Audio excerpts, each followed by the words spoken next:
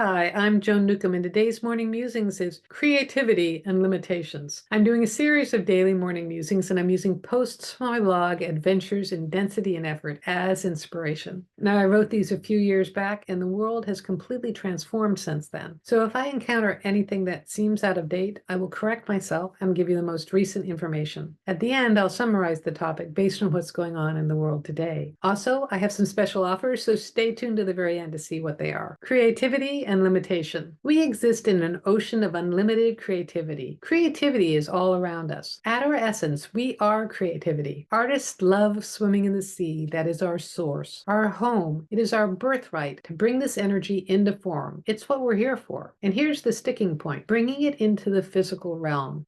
We hate limitations. We resist restrictions. We love freedom. We ecstatically roll around in the field of desire, which is why many great masterpieces don't get produced. It's one thing to walk around with a head full of ideas. It's quite another to make them into solid form. And this includes music, as music is a translation of your higher vibratory ideas into denser waves via an instrument of some kind. So how do we make things happen? We operate within the structures of time and physical space. No, our inner child rides on an imaginary floor, face turning blue. Time is an important component of manifestation. When you create a time limit, it actually opens the door for creative energy to pour in, and it allows more to happen. When scheduling a session, an intention is created for a beginning, middle, and end to occur within the parameters of whatever time limit is named. It's amazing how much can get done in 15, 30, or 60 minutes. Getting unstuck. A great decluttering technique is using an egg timer. You set it to 15 minutes and start sorting or tossing, and the next thing you know, the piles are gone. Usually by the end of 15 minutes, you feel like continuing. If not, move on to something else or somewhere else, because there's always another area to work on. You can do the same with breaking writer's block. Set the timer and write. Write anything without concern for grammar, punctuation, the topic, or anything. The most productive authors have a schedule and stick to it. Vagueness, the killer of creativity and abundance. I recently heard someone describe themselves as time drunk. They had spent an entire day doing nothing, or at least by the end of the day, had no idea what they'd done. I was like an alcoholic in a blackout, they said. People who under-earn waste time. They frittered away researching their unwritten novel when they should be working or looking for a job. People who overspend never track their expenditures. Money flows through their fingers like water. Gremlin perfectionists. It's interesting to note that the sloppiest people are actually perfectionists and highly creative. They are thwarted by the mere idea of how perfect their environment or creation should look, and then they never get anything done. Decluttering advocates suggest starting with one area, say your kitchen sink. Every night, take 15 minutes to make sure your kitchen sink is sparkling clean. It gives you a tiny sense of order amidst the chaos. From that simple first step, the rest of your house and your life falls into place. Our inner critic, also known as our gremlin, stifles our creativity by attacking ideas before they even come out. It's also a character assassin. Who are we to paint that picture, sing that song, write that play? In some weird, twisted way, it's trying to protect us from the big bad world, but in reality, it's our greatest threat. Overcoming resistance. Our inner artist is also a rebel. In order to bring in something new and different, you have to step outside of convention. It resists structure. It resists being told what to do. Ironically, the inner artist is also a control freak. It wants to be in charge of everything so much it doesn't let anything happen at all. Resistance is what makes us space out when we need to adhere to a deadline. Resistance is what keeps us from putting pen to paper or fingers to keyboard. We make up self-righteous excuses why we haven't accomplished anything. We even create ailments to keep ourselves from bringing through our magnificence. We are omnipotent. We are. You are. We all are. Absolutely magnificent, omniscient beings. We are meant to create. It is our purpose to bring energy into form. Our creativity is our spiritual language. We are meant to share it, to birth it into the world. We must express ourselves. Our energy is an important voice in the choir of consciousness. Your song must be heard. If you hold it back, it manifests as illness and depression. It clogs arteries and causes cellulite. Your energy is very, very big. Your body, in comparison, is very, very small. Whatever you bring through may seem inconsequential at first, especially according to your inner critic. Whatever you start doing won't be good enough. Progress, not perfection, is the goal. How to manifest. Nike was right, which is why the people in their advertising company came up with that slogan are probably very, very rich. Just do it. Just get it done. Just start doing it. Sometimes the car needs to be push started. For those of you who grew up with automatics, that's how you get a manual transmission vehicle to start when it's dead. It's counterintuitive, especially to those with spiritual training. We experts know that effort kills creativity, but effort is the energy exerted to get our butts out of bed. A bit of effort gets things started. The funny thing is, our bodies actually like a schedule. They're happier when they're operating within a structure. Our ego, our inner Napoleon, just doesn't know that. It's up to us, the greater aspect of ourselves, to be the parent and to nudge us into getting started. Begin it now. Mountain climber and writer William Hutchinson Murray talked about commitment as the first step in climbing Everest. Set the intention and take the first step. You don't even have to know how you're going to get it completed. You just have to start. Setting the intention is like putting your key in the ignition. Starting your creation is as simple as turning the key. Energy can't be seen unless it flows through channels. No one can know your magnificence if you stay quiet. Money and action. Money is the physical appearance of abundance, and it is the result of some form of action. It's not always the direct result of what you do, but is the result of doing something. Taking action shows the universe that you are ready to receive. Walking towards it, consciousness races to support you. Mind you, spinning your wheels is not action, it's resistance. Doing the same thing over and over again, expecting different results, is insanity. Sending out 3 resumes a week does not get you a job, although it gets you an unemployment check. In those cases, doing something different gets you unstuck. Stepping outside your comfort zone yields reward. This week, take a risk. It may be just sitting down, turning off the internet, and facing a blank screen. It may be picking up your cell phone and making a call. It may be setting the timer and digging into the piles in your bedroom. Take some sort of action for the next 7 days. It can be different actions or the same action, and see what happens. And when you do, leave me a comment below because I love to read your comments. So all of those apply. They're all really helpful suggestions, and the only thing I would emphasize from this is to remember that you are consciousness and your creativity is actually your spiritual voice. And that's why we